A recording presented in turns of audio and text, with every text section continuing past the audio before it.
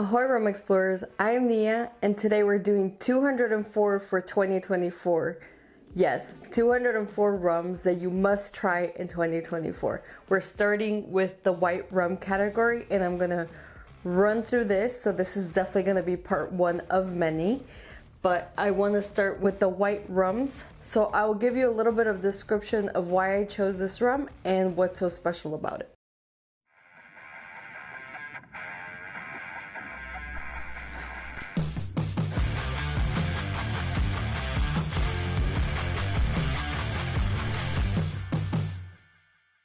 So the first one is going to be Sailbird Distillery. It's the Lighthouse Silver Rum. It was a sample from the River Pirate 13. Absolutely love this rum from Sailbird Distillery. They are here in Florida. They distill this silver rum at 80 proof and 40 ABV, but very, very good.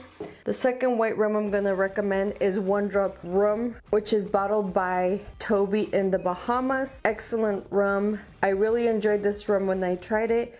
I know it does have some components of Floridian molasses, so that I thought was very interesting. And I believe this is the first time that he actually included some Floridian molasses in his rum. The next one is another Floridian distillery. It's Chainbridge Distillery, and they are here in Oakland Park, Florida.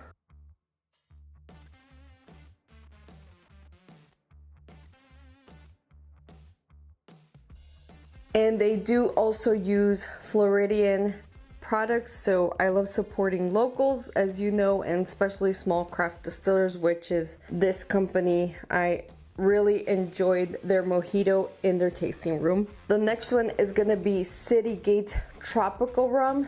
This is a very interesting flavored rum, but not excessively flavored. It does have a medley of coconut, mango, and lime, and absolutely killed some frozen mango with jalapenos with this in a cocktail. It was incredible. Very delicious rum. Again, recommended by my friend Jason, the River Pirate 13. Thank you so much. The next rum that I really enjoy and highly recommend, if you can get your hands on, is Killick. It's a very unique silver rum from Australia.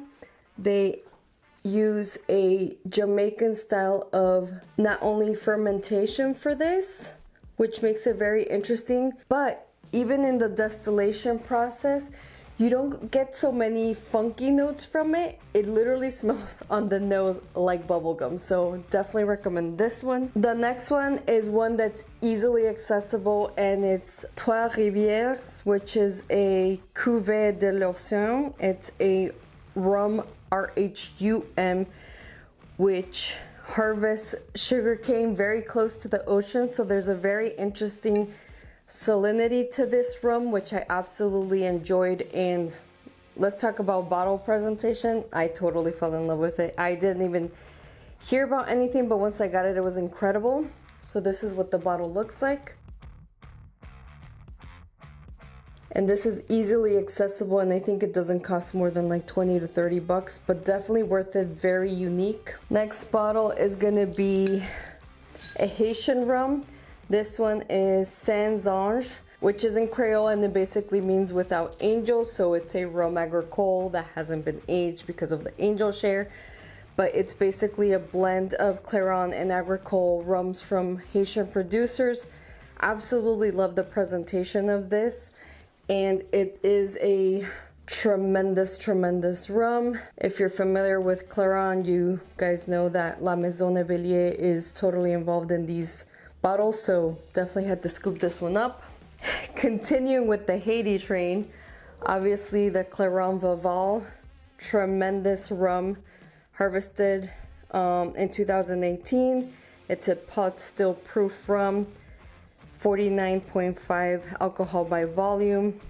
They have a very unique way of showing not only the sugarcane varietals, but the fermentation and distillation and the master distiller. So I absolutely love this companies, all these Haitian companies. Tremendous rum.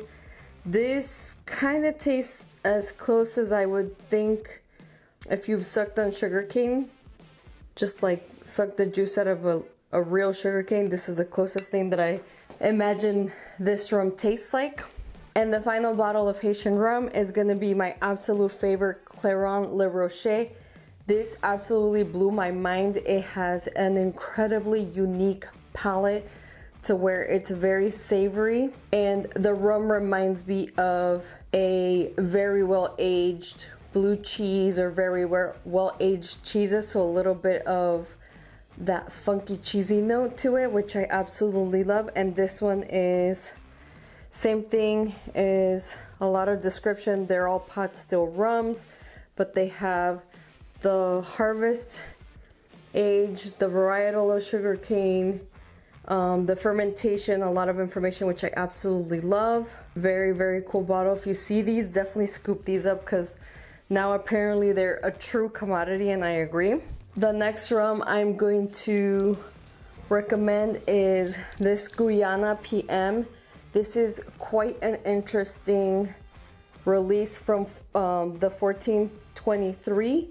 They are independent bottlers that do very unique stuff.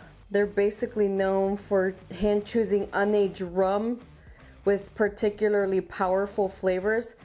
And the PM is for Port Moranc. So I don't know of any other company that has released an unaged Port Moranc. If you're not familiar with Port Moranc, definitely Google it. Absolutely love that fermentation style. But this is a rum from Guyana. Beautiful bottling as well. But this is what it looks like. The next bottle I'm gonna recommend is gonna be the Cape Cod Great White Rum. Not only is this a super fun bottle, but the rum itself, it's quite actually enjoyable, and it's distilled artisanally in New England, which is quite interesting. But presentation, absolutely love. Can you imagine seeing this on your shelves? Yeah, like you can't beat that.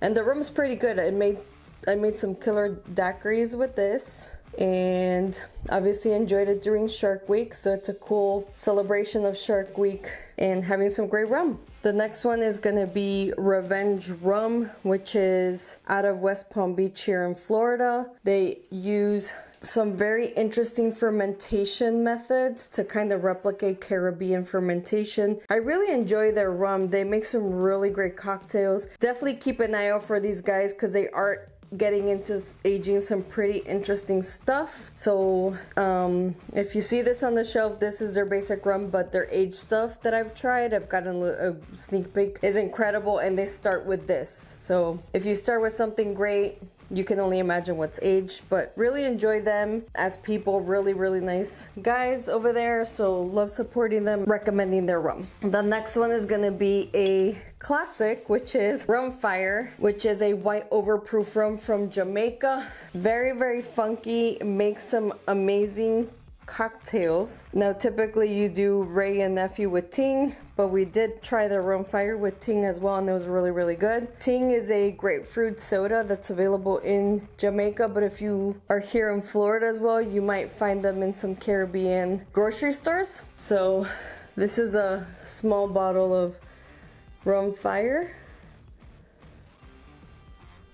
And it's never chill filtered or colored, so I really, really enjoy this rum. Plus, I also visited the distillery. If you have not seen that video, I'm going to put a card up above so you can go ahead and watch it. Super, super cool distillery. It's basically nestled in an old bank building.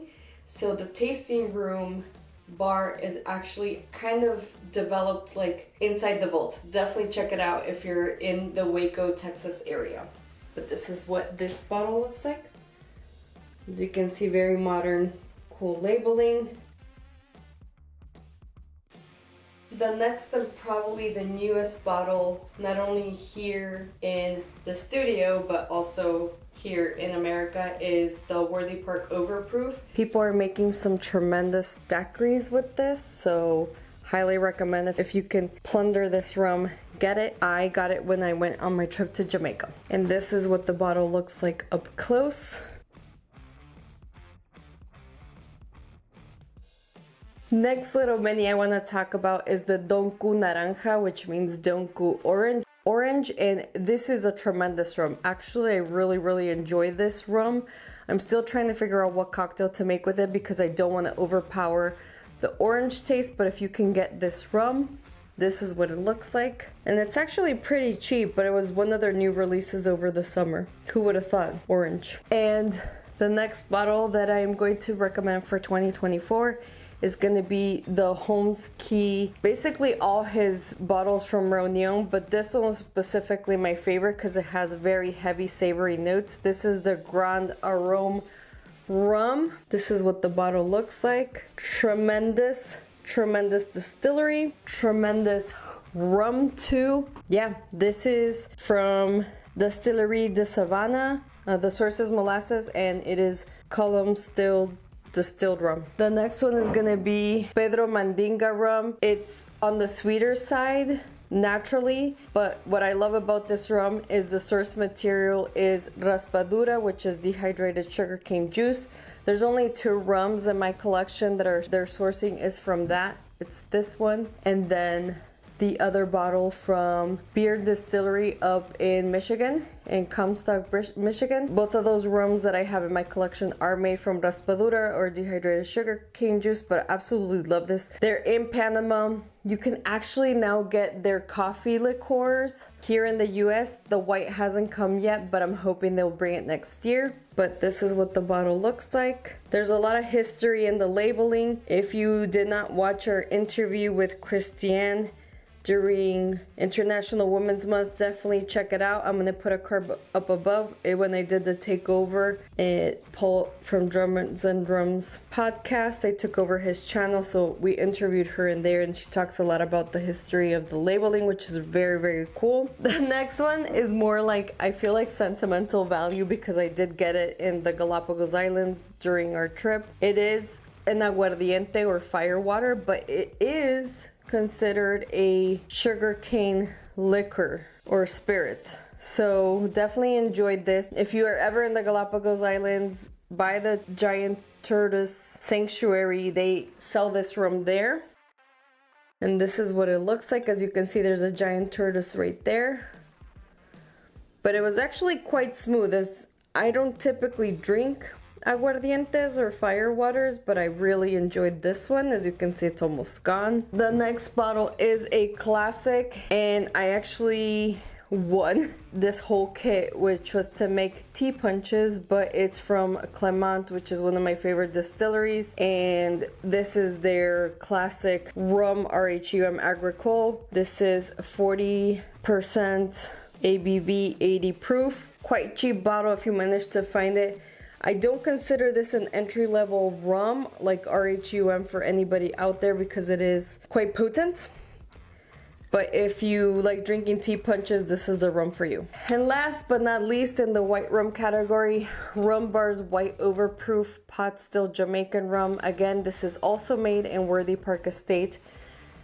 Tremendous overproof white rum. Really excited to make some rum punches, blending the aged and these, because we did get some really delicious rum punches at Worthy Park that had the overproof rum, and it was amazing because it cuts a lot of the sweetness in the rum punch, which I absolutely love.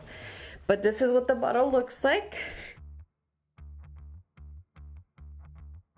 So that is it for the white rum category. I hope you enjoyed this part 1. Make sure you subscribe so you don't miss part 2, potentially 3 and 4. I'm already out of breath, but I appreciate you watching. If you can put on the comments down below which one of these recommended bottles would you scoop up.